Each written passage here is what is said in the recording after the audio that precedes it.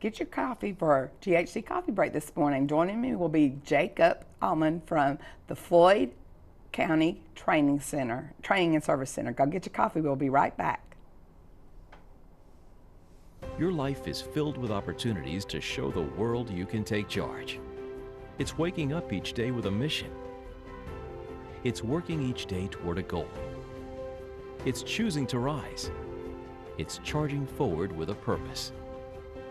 It's changing the course of your life and taking charge of your future. If you're ready to be a Take Charger, enroll at Georgia Highlands College today.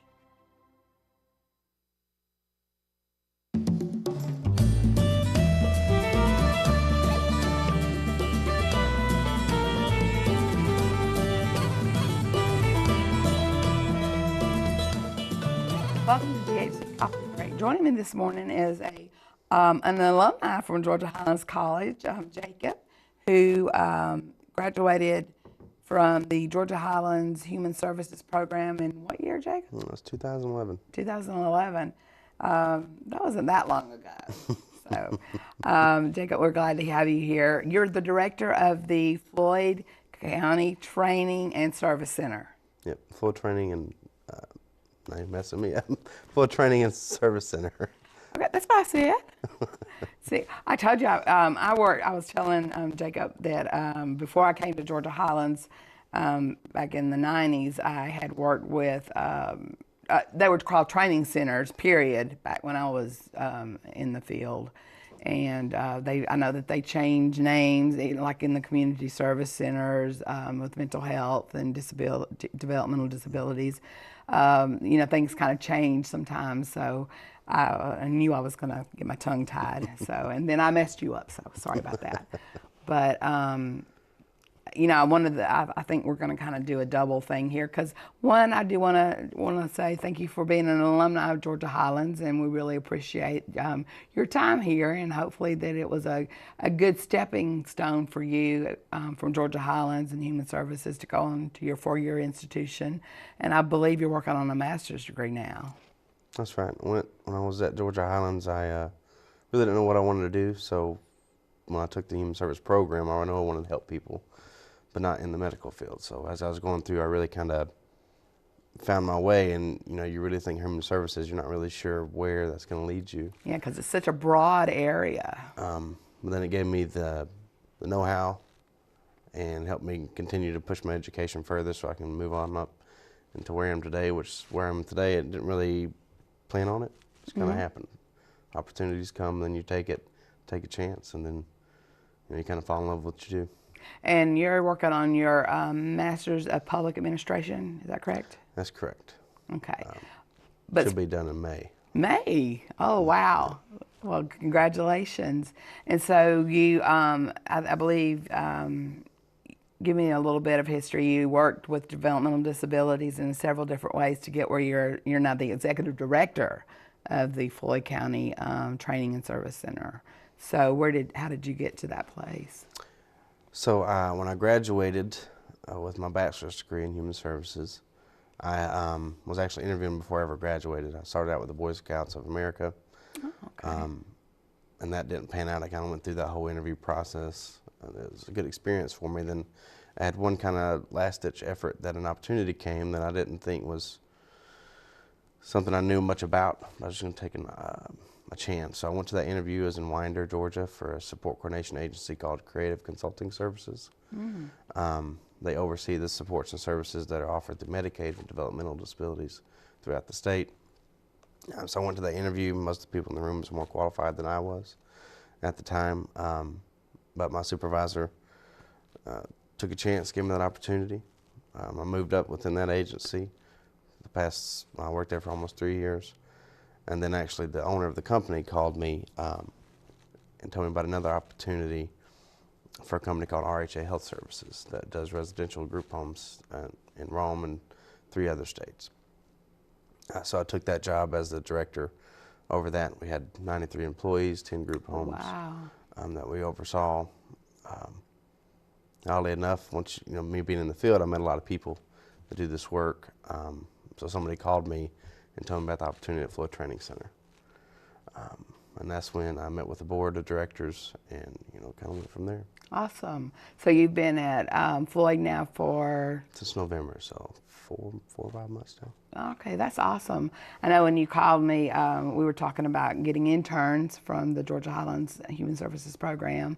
And so it was funny how we reconnected. And I think I actually talked to you probably about those 7 years ago, roughly, or 6 years ago, when you had gone to Winder, because I was like, oh, Winder, that's, how did you end up in Winder? I wondered that too when I was going there. Yeah, good ways a bit away from here, and probably a different culture as well. Mm-hmm. So, and then I had kind of lost contact with you, and so when you called about interns, I said, well, this is a perfect opportunity to get you here and to talk to our community. I think a lot of people don't really know what all the Floyd Training Center and Services and Center does. And I think that, with people with disabilities, there's a lot of assumptions. And we talk about, and I remember even us in class talking about people first language, people with disabilities, people who have disabilities, not the disabled, and that's one of the strong points, because for a long time I worked in that field first. Before becoming a teacher, I worked working with people who had disabilities, both adults and children. So it was, to me, very important to teach that, and still to this day, it's people who have disabilities. They have abilities first. So, that philosophy obviously has taken on with you as well. It has, and it's interesting how much the language and terminology and everything has changed over the years. And then the institution that was here in Rome, that, closed, Northwest Regional Hospital, Right. closed several years ago to get more integrated in the community, and some of those mentalities still exist within the field, and that's something I've been really pushing for, because I don't want to feed into the stigmas that we place on people with disabilities, because at the end of the day, they're capable, just like you and I, to do sometimes better working, to be involved. They want everything we want. They want to be in a relationship. They want to be able to be independent. They want to be able to hold a job. So we're able to meet that need. And really taking, with the job I have now, is kind of pushing the Floyd Training Center into the modern age, and kind of pushing and rethinking about our services and our programs and the approaches we take to support people. Okay, so I know in the past, like when I was working in the field, our center, we had people who worked in the center kind of in a self-contained, where people would do contracts, and literally the clients there, we called them clients. I don't know if that name has changed or not, because I've been out of the field for a while, but the clients would maybe it would be packaging, and they would have to count a certain amount of things that would go in a package, seal the package, and move it on down, kind of like an assembly line, or they may be making something. Then some had job coaches that actually went out to jobs and learned how to do a job. That's on the adult side. Tell me a little bit about what you guys do. Sheltered workshops, I think, is kind of what you're Yes, sheltered workshop. Those have ceased existed in a lot of centers that do this work. There's very few that still do that, as the state has kind of pushed away from those types of jobs, because most of the time the individuals doing that make under the minimum wage when they do those types of jobs, typically. So what we do, we have several partnerships with people around, Floyd Medical Hospital, Garner and Glover Insurance Company here in town, Harbor House, another nonprofit, Center for Independent Living. But we go to those places and we hold a contract. The guys that go, it's usually an enclave, a couple guys that go, guys and girls that go, and they make minimum wage. We provide a job coach to go with them. They might do cleaning tasks or different things for the building, but they're employed through that partnership. And then we also send job coaches to certain independent jobs for people that maintain their own employment through, we have one with Darlington Schools, Doug's Deli is a more recent one on Broad Street, that's given us an opportunity to work there. And I just met with the store manager of Kroger, and he's going to be working with us as well to give people an opportunity to be employed, because it's one thing for them to work at the center and make money from us. It's more when they have a job of their own, have the shirt, call themselves an employee of Kroger or Doug's Deli or wherever they work, has more meaning to it when they do that. But we help train them up to that point. We still do pre-vocational work, kind of like shelter workshops, but we pay them minimum wage, and we have a group of guys that clean the building on Fridays. So they come for 2 hours, they clean the building, we pay them just as if they was on our payroll, like a normal staff. Yeah, and I'm not, I didn't work as much on the adult side. I do believe because, and we're talking in the late 80s, early 90s when I was working in the field in that capacity. I'm not sure how the pay part worked. And our facility actually had people with some severe disabilities where they might not could have held a job. There was a kind of a day center where that they came in and mostly had like rehab services. We had a physical therapist on staff, a occupational therapist on staff, as well as social worker and teachers. So it was more than just they had sheltered. It wasn't a sheltered workshop per se. It was much more multidimensional. But that was some of those tasks, like with the sheltered workshop piece of it, helped them prepare. Sometimes it was the occupational therapist that gave them a certain task to be able to, put those things into the bags and seal them. That was part of their therapy. So that part, I don't know how that worked because that wasn't really the side I worked more with the children. So it sounds like some of that, and maybe a lot of the facilities has changed. They have. There's another one that does the same services that we do called Network Day Service Center. It's right behind Publix. Most people don't realize the supports we offer and what we do in the community unless they directly work with us. We support roughly 80 people right now. Okay. The different services that we provide. The staff that works at the center has been there for years. Two people in particular have been there for 42 years. 42 years. That's the love and dedication of what you do. So they've been able to, shine light on where we've been, where we're at now, and where we're going. So it's been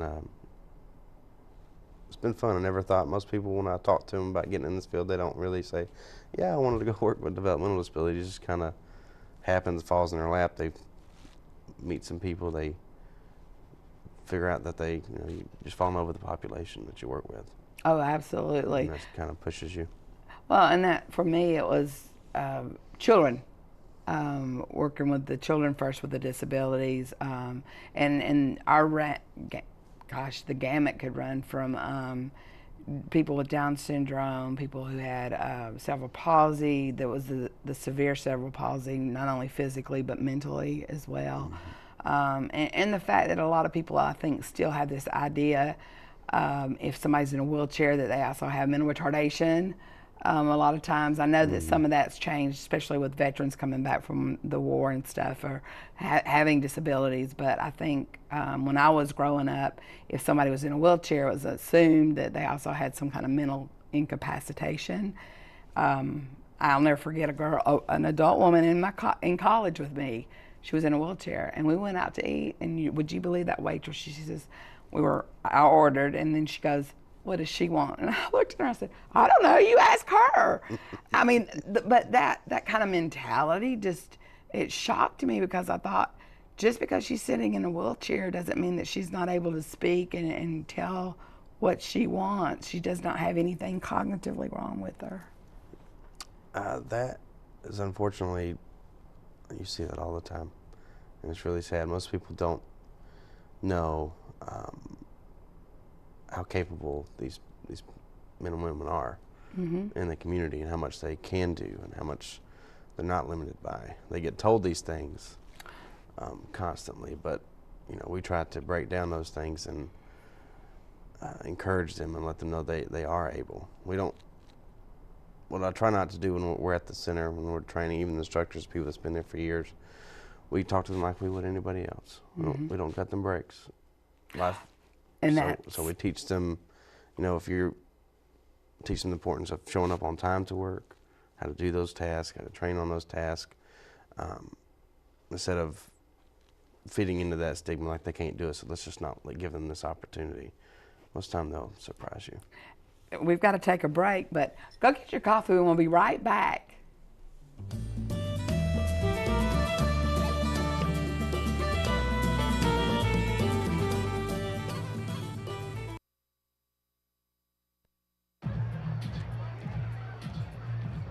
If you drive buzzed, it could cost you around $10,000. You'll face major legal fees, major fines, and steep insurance penalties. You could lose everything. Nothing kills a buzz like getting pulled over for buzz driving, because buzz driving is drunk driving. Welcome back to GHC Coffee Break. Jacob and I was talking a moment during the break of people. I don't think it's with malice. I think it is feeding into the stereotype. But I also think that people who have disabilities also feed themselves into that stereotype because they've been taught. Think back to Sociology 1101, probably putting you back in school there, Jacob. But that self-fulfilling prophecy. And the idea that how do you know what you can do? How do you know you're self-actualized if you don't continue to push and do something that you don't know that you can do? We had a kid, literally, that his parents fed. He was 35 years old when he came to our center, and his parents still fed him. Now, he had cerebral palsy, pretty severe cerebral palsy, but our physical and occupational therapist started working with him and built him a spoon, had the built-up spoon so that he could hold it, grip it, because that was part of the problem, was gripping. And we had to keep telling him at home, you still have to make him. Oh, he makes a mess. We understand he makes a mess, but if you don't let him do it and you keep telling him he can't do it, then, you're 60 years old. He's 30. What are you going to do in another 5 years or 10 years if you get sick and you can't help him or whatever? And he would sometimes throw and get mad and say, I can't do it. But we kept pushing him, and he ultimately learned to feed himself. And I think it's that thing, even with babies, we allow them to pick up with food at first to feed themselves. But I think as a parent and being a parent, I can understand that too sometimes, that if somebody has a disability, we go, oh, they can't do it. And it's so easy to say they can't do it because it's easier for us to do it for them.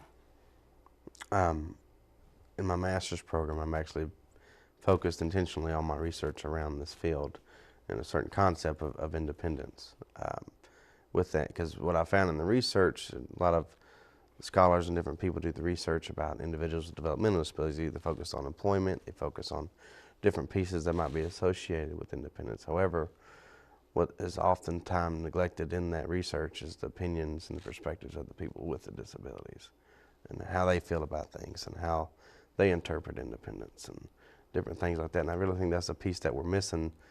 And I see it happen all the time in this field. You just get so used to it, you work in it, so this is what they need.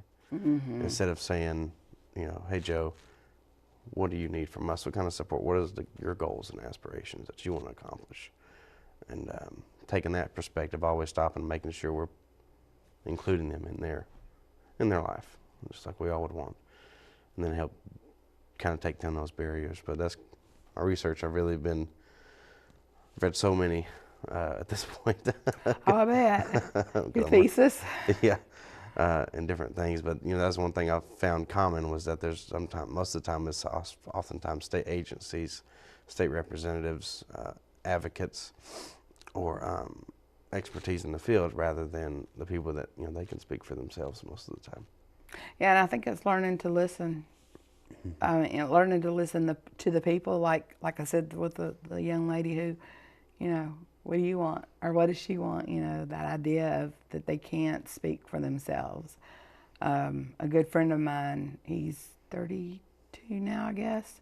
He has pretty severe cerebral palsy physically. There is nothing wrong with that boy's mind. and he just actually finished his associate degree up in Tennessee, and he's working on his bachelor's. But he's actually dropped out of school because I think part of it is a caregiver situation, that he needs someone to go to school with him to, to get him to school, because he's living with his grandma. And she just physically can't do, and that's where it kind of brought me to that other situation. She's got to the point where there's some things she can't do for him anymore.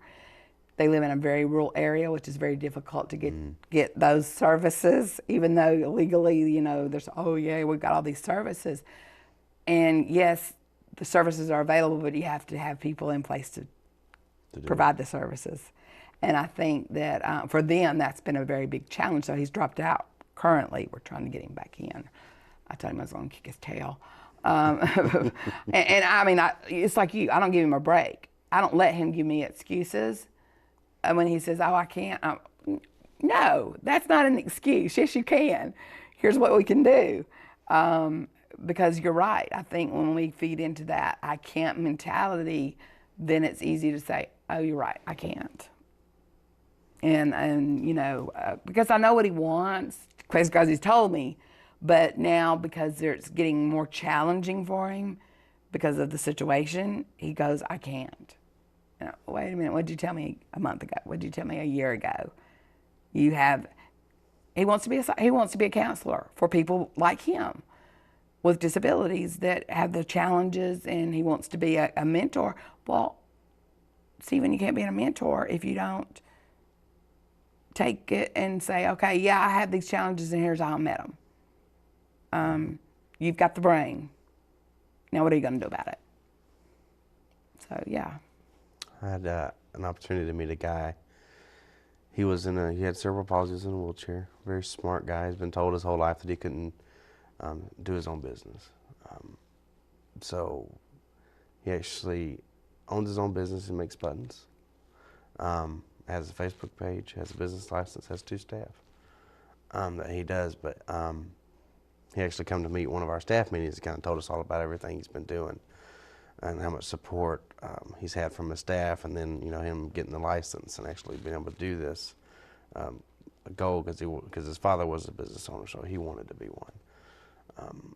So things can be accomplished even though you look at it from the outside and think there's just not going to happen, or there's too much going on. I always think about when I have my management meetings, both places that I've worked in management in this field, and the people that spend there, we start talking about all the barriers that happen instead of, so this is what they want to do.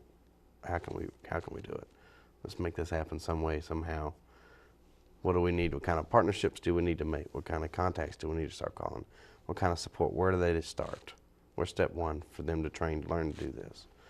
And kind of go from there instead of focusing on the can'ts, or the cans. And I think that's one of the reasons why I wanted you to be on the show, is because I don't know what my viewership is. It may be 1. I know at least 1 because you told me. I got this wonderful lady, David Mathis's grandma. So hey, but I know she watches me. She told me, but that's the thing. I want people in the community to understand when they see people with disabilities in the community doing services or working in the community. Let's break down those barriers and realize what they can do. People who have disability, they have a disability, but they have abilities. I have a disability. Without my glasses, I can't hardly see you. You're kind of a blurry blob over there. So, what is a disability? Right. Really. We all have disabilities. It's just easy to kind of box up and try to fit developmental disabilities in a system and try to make it fit into that system. But that's not what we try to do at the center, and that's not what we're really the state and is pushing with the Affordable Care. Not Affordable Care, the Americans with Disabilities Act when it passed. ADA. The Olmstead case when it went through the Supreme Court. So a lot of changes have happened for the better. Still got a long way to go in the state of Georgia and in the United States, really, but it'll take a long time tackling the stigma is something that's going to take decades to reverse. But I think we'll be there one day.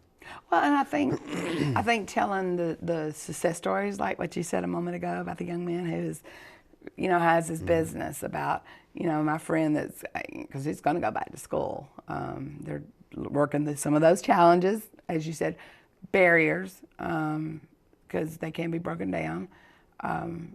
You just got to figure out how to do it. Sometimes it's just kind of pushing head on and doing that. So I think, you being able to tell those success stories really will help break down those barriers. And the fact that you've talked about several community businesses that are allowing and realizing, hey, wow, look, this is what we can do. I'm hoping to, I've reached out to you and a few others in different universities about interns, but one thing I really am pushing for is internships as well as volunteers. For people to come in, more so to have an opportunity to work with our people, learn them, get to know them. Ideally, what I'd see is they would come in, get to know them, become friends. They'll say, hey, Jacob, I want to take so-and-so out for lunch today. I'm going to go pick them up from home. So then they're not, most of the time it's unfortunate, but we see paid staff are the primary people in their lives instead of just people, family, friends, or people in the community they've met and have those relationships with. So I want to try to foster that environment so they have people that are not paid to be part of their lives that want to be. That's really good, because I see that with Stephen. Is he does have a couple of root friends, but bottom line, and then the guys come over and play video games, but which is good for his hands. But when he's not in school, when he's not at the college, he definitely loses that socialization, and it's him and his grandma with his friend coming over every now and then. And so I see a difference when he's not in school versus when he is in school, of his socialization and his skills, his social skills. So I think that is, I love that, and I'm loving trying to foster that. And I will definitely, not only, like you said, the internship aspect of it, but the volunteer aspect of it. And again, we can, put that out for our community. Hey guys, you're out there.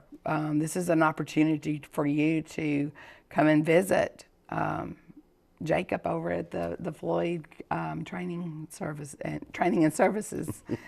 What address is that? 1201 Maple Avenue. It's right down the street from the fire department on 12th Street. So, hey, great place to volunteer. And you know what? Young people too. It looks good on a resume. So I hate to wrap it up, Jacob. It's been a great talk. Go get your coffee and we'll be right back.